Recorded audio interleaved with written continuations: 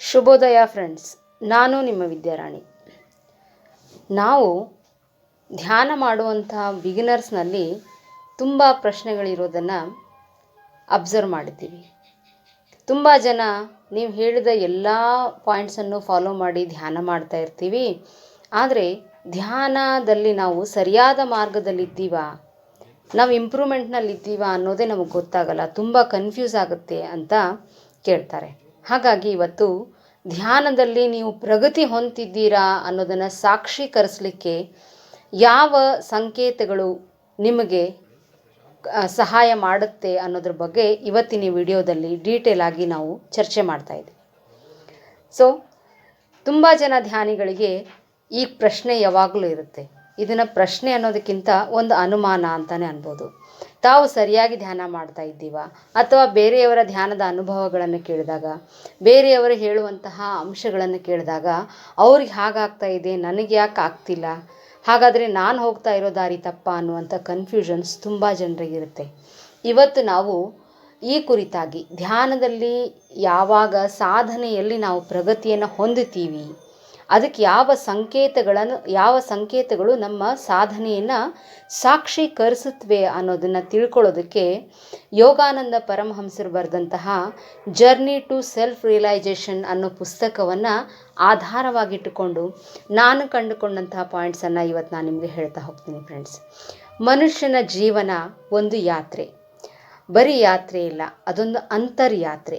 ನಾನು ಯಾರು, ಯಾತಕ್ಕಾಗಿ ನಾನು ಜನ್ಮ ತಾಳಿದ್ದೀನಿ, ನನ್ನ ಜೀವನದ ಉದ್ದೇಶವೇನು, ನಾನು ಪಡ್ಕೊಳ್ಬೇಕಾಗಿರೋದೇನು, ಕಳ್ಕೊಳ್ಬೇಕಾಗಿರೋದೇನು, ಇದೆಲ್ಲದರ ಅನುಭವ ಆಗೋ ಅಷ್ಟೊತ್ತಿಗೆ ಜೀವನ ಮುಕ್ತಾಯದ ಹಂತಕ್ಕೆ ಬಂದುಬಿಟ್ಟಿರುತ್ತೆ. ಆದರೆ ಯಾವಾಗ ನಾವು ನಮ್ಮ ಜೀವನದ ಒಂದು ಪರ್ಪಸ್ ಬಗ್ಗೆ, ಉದ್ದೇಶದ ಬಗ್ಗೆ ತಿಳ್ಕೊಳ್ಳೋದಕ್ಕೆ ನಾವು ಟ್ರೈ ಮಾಡ್ತೀವಿ, ಆಗ ನಮಗೆ ಅರಿವು ಅನ್ನೋದು ಬರುತ್ತೆ.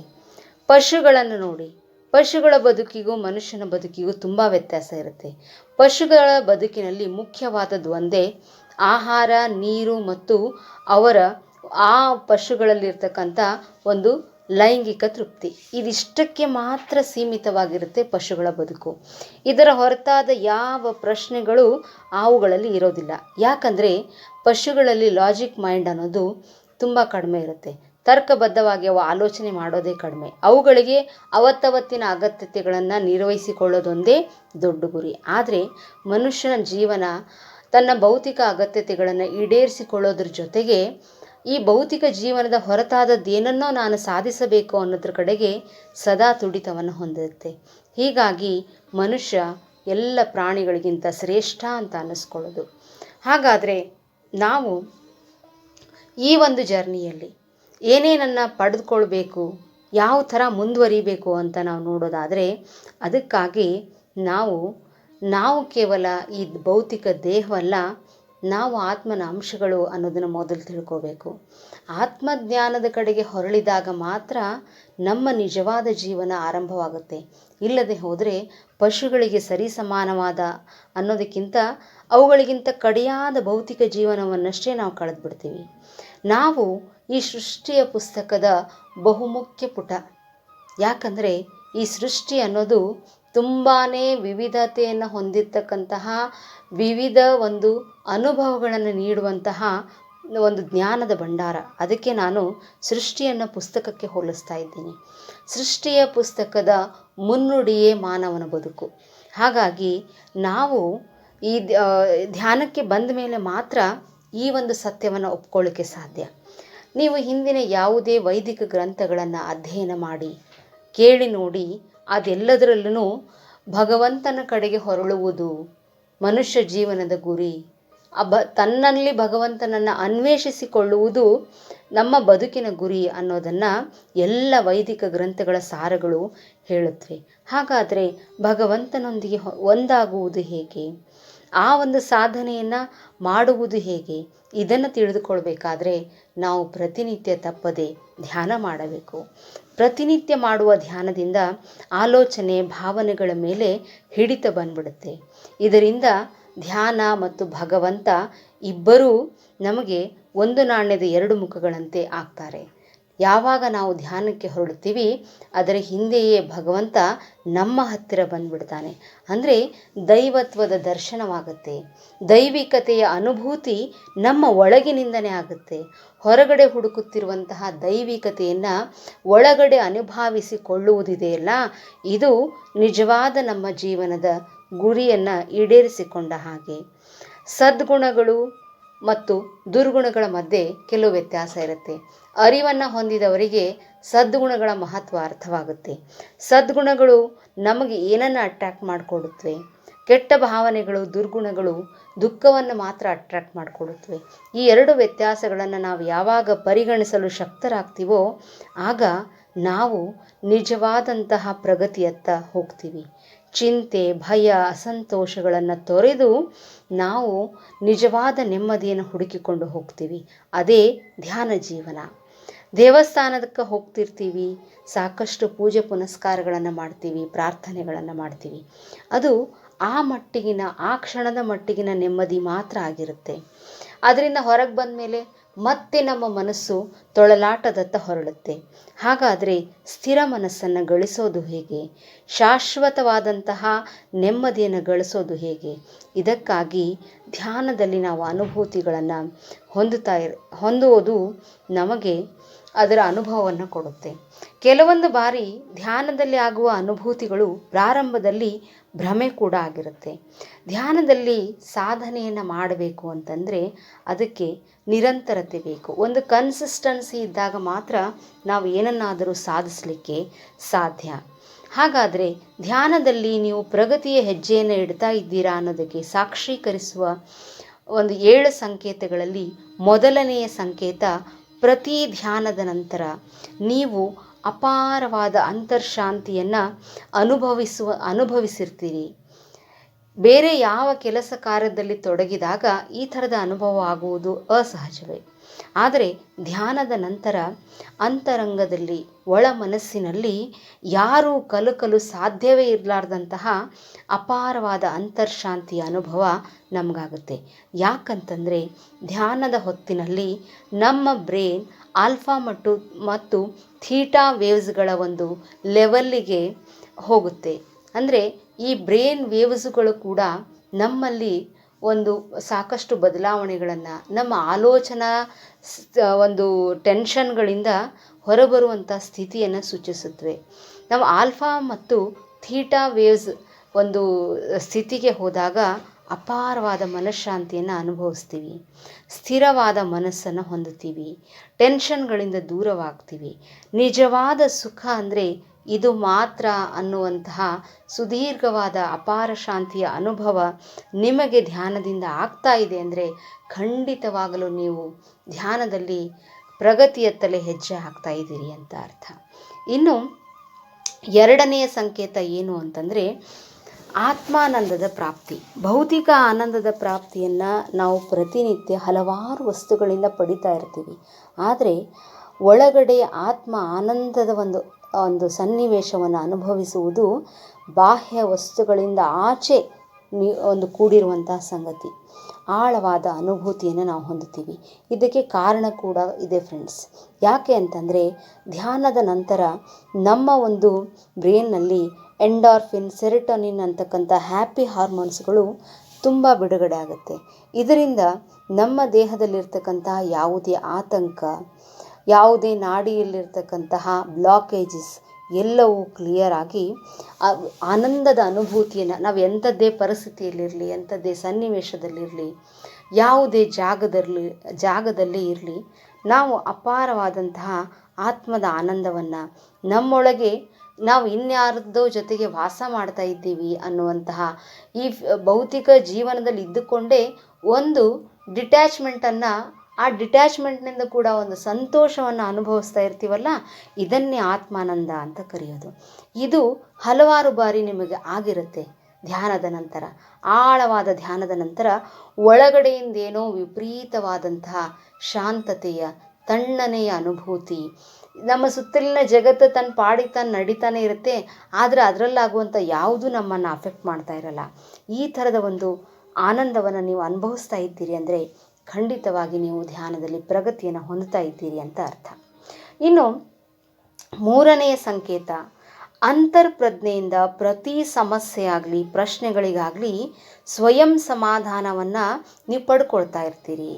ಇದು ತುಂಬ ಸಲ ಅನುಭವಕ್ಕೆ ಬಂದಿರುತ್ತೆ. ಏನೋ ಒಂದು ಸಮಸ್ಯೆ ಬಂದಿರುತ್ತೆ, ಈಗೇನು ನಿರ್ಧಾರ ತಗೊಳ್ಳಿ, ಇದನ್ನು ಯಾವ ಥರ ಬಗೆಹರಿಸ್ಕೊಳ್ಳಿ ಅಂತ ನೀವು ಅಂದ್ಕೊಂಡಿರ್ತೀರಿ. ಆದರೆ ಅದಕ್ಕಾಗಿ ಯಾವ ಪ್ರಯತ್ನನೂ ಪಟ್ಟಿರಲ್ಲ. ಇಂಟೆನ್ಷನಲಿ ಇದನ್ನೇ ನಾನು ಸಾಲ್ವ್ ಮಾಡಬೇಕು ಅಂತ ನೀವು ಯಾವ ಪ್ರಯತ್ನನೂ ಪಟ್ಟಿರೋದಿಲ್ಲ. ಆದರೆ ಧ್ಯಾನ ಮಾಡ್ತಾ ಮಾಡ್ತಾ ಅದಕ್ಕೆ ಏನು ನಿರ್ಧಾರವನ್ನು ತಗೊಳ್ಬೇಕು, ಯಾವ ರೀತಿ ಇದನ್ನು ನಾನು ಯಾವ ಒಂದು ಉಪಾಯದಿಂದ ನಾನು ಇದನ್ನು ಸಾಲ್ವ್ ಮಾಡ್ಕೋಬೇಕು ಅನ್ನೋದು ತಾನೇ ಕಣ್ಣೆದುರುಗಡೆಗೆ ಬಂದ್ಬಿಟ್ಟಿರುತ್ತೆ. ಸಡನ್ ಆದಂತಹ ಯಾವುದೋ ಒಂದು ಸಂಕೇತದ ಮೂಲಕ ನಾವು ಹಲವಾರು ಪ್ರಶ್ನೆಗಳಿಗೆ ಸ್ವಯಂ ಉತ್ತರವನ್ನು ಪಡೆದುಬಿಟ್ಟಿರ್ತೀವಿ. ಫಾರ್ ಎಕ್ಸಾಂಪಲ್, ರಾಡಿ ನೀರನ್ನು ನೋಡಿರ್ತೀರಿ. ನೀರು ರಾಡಿಯಾಗಿಬಿಟ್ಟಿರುತ್ತೆ, ಮಣ್ಣಿನ ಅಂಶ ಅದರಲ್ಲಿ ಎದ್ದು ಕಾಣ್ತಾ ಇರುತ್ತೆ. ಆದರೆ ಅದನ್ನು ಯಾವ ರೀತಿಯಿಂದಲೂ ತಿಳಿ ಮಾಡೋದಕ್ಕೆ ಸಾಧ್ಯ ಇಲ್ಲ. ಅದರ ಪಾಡಿಗೆ ಅದನ್ನು ಬಿಟ್ಬಿಡಬೇಕು. ಒಂದು ಸ್ವಲ್ಪ ಹೊತ್ತು ನೀರನ್ನು ಅಲುಗಾಡಿಸ್ದೇ ಬಿಟ್ಟು ನೋಡಿ, ಆ ರಾಡಿ ಎಲ್ಲ ಕೆಳಗೆ ಕೂತ್ಕೊಳ್ಳುತ್ತೆ, ತಿಳಿಯಾದ ನೀರು ನಿಮಗೆ ಸಿಗುತ್ತೆ. ಹಾಗೆಯೇ ನಾವು ನಮ್ಮಲ್ಲಿರ್ತಕ್ಕಂತಹ ಕ್ರಿಯೇಟಿವಿಟಿಯನ್ನು, ಅಡಗಿಕೊಂಡಂತಹ ಪ್ರತಿಭೆಯನ್ನು, ಆಮೇಲೆ ನಮಗೆ ಇದುವರೆಗೂ ಪರಿಚಯವೇ ಇಲ್ಲದಂತಹ ಲಾಜಿಕ್ಕನ್ನು ಧ್ಯಾನದ ನಂತರ ಅನುಭವಿಸ್ತಾ ಇರ್ತೀವಿ. ನಮಗೆ ಗೊತ್ತಿಲ್ಲದೆ ನಮ್ಮಲ್ಲಿ ಚುರುಕುತನ ಹೆಚ್ಚಾಗಿರುತ್ತೆ, ಜಾಣತನ ಹೆಚ್ಚಾಗಿರುತ್ತೆ. ಎಲ್ಲ ಸಮಸ್ಯೆಗಳಿಗೆ ಒಂದು ಇಂಟ್ಯೂಷನ್ ಅಂತ ನಾವು ಪಡ್ಕೊಳ್ತಾ ಇರ್ತೀವಿ. ಇದನ್ನು ಹೀಗೆ ಮಾಡಬೇಕು, ಇದೇ ಥರನೇ ನಾನು ಈ ದಾರಿಯಲ್ಲಿ ಹೋಗಬೇಕು. ನೀವು ಆಲೋಚನೆ ಮಾಡ್ದೇ ಸಮಸ್ಯೆ ಬಂದಾಗ ದುತ್ತಂತ ಪರಿಹಾರವನ್ನು ಪಡೆದುಕೊಳ್ತಾ ಇದ್ದೀರಿ ನೀವು ಅಂದರೆ ನೀವು ಧ್ಯಾನದಲ್ಲಿ ಪ್ರಗತಿಯನ್ನು ಹೊಂದುತ್ತಾ ಇದ್ದೀರಿ ಅಂತಲೇ ಅರ್ಥ. ಇನ್ನು ನಾಲ್ಕನೆಯ ಸಂಕೇತ ಏನಪ್ಪ ಅಂತಂದರೆ, ನಿಮ್ಮ ಮನೋಬಲ ಮತ್ತು ಶಾರೀರಿಕ ಸಾಮರ್ಥ್ಯ ಹೆಚ್ಚಾಗಿರುವ ಅನುಭವವಾಗುವುದು. ಮನೋಬಲ ಅಂದ್ರೇನು?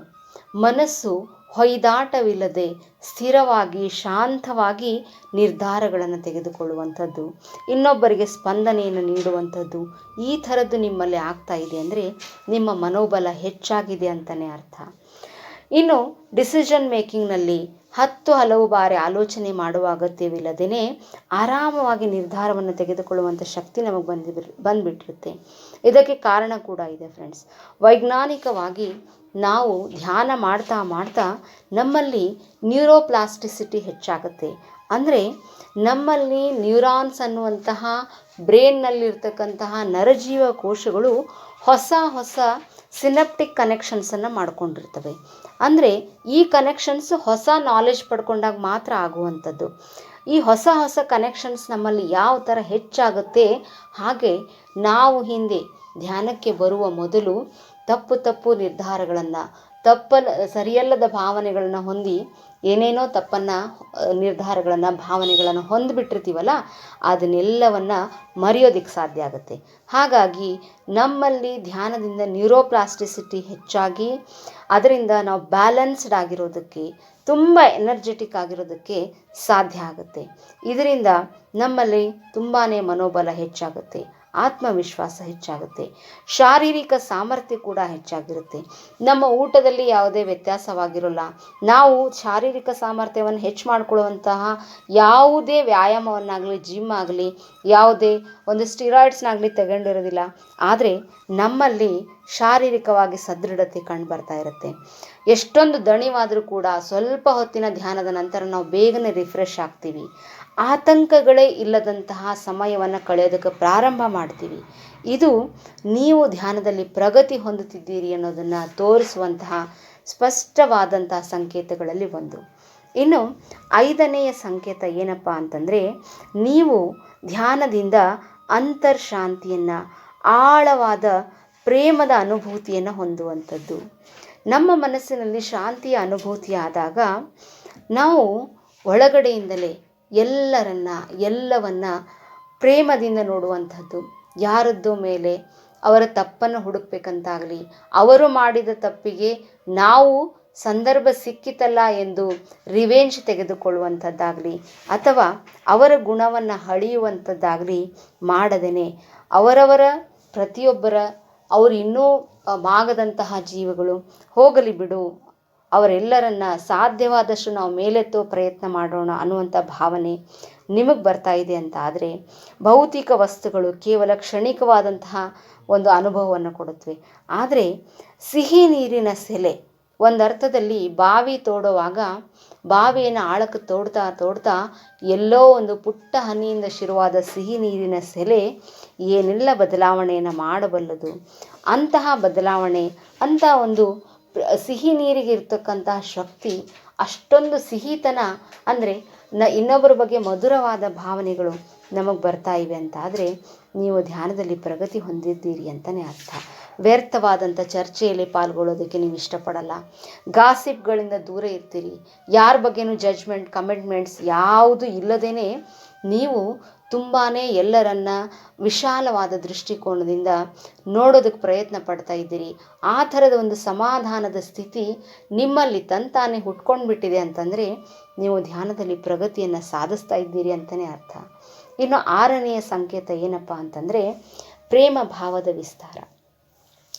ಪ್ರತಿಯೊಬ್ಬ ವ್ಯಕ್ತಿಯ ಬಗ್ಗೆ, ಪ್ರತಿಯೊಂದು ಪ್ರಾಣಿಯ ಬಗ್ಗೆ, ಪ್ರತಿಯೊಂದು ಸಸ್ಯದ ಬಗ್ಗೆ, ಜಗತ್ತಿನ ಪ್ರತಿಯೊಂದು ಕಣಕಣದ ಬಗ್ಗೆ ಅಸೀಮಿತವಾದಂತಹ, ಅಂದರೆ ಅದಕ್ಕೆ ಕೊನೆಯೇ ಇಲ್ಲ, ಅಷ್ಟೊಂದು ಪ್ರೇಮ ಭಾವವನ್ನು ಹೊಂದುವಂತಹ ಎಲ್ಲ ಸಾಧ್ಯತೆ ಮನುಷ್ಯನಿಗಿದೆ.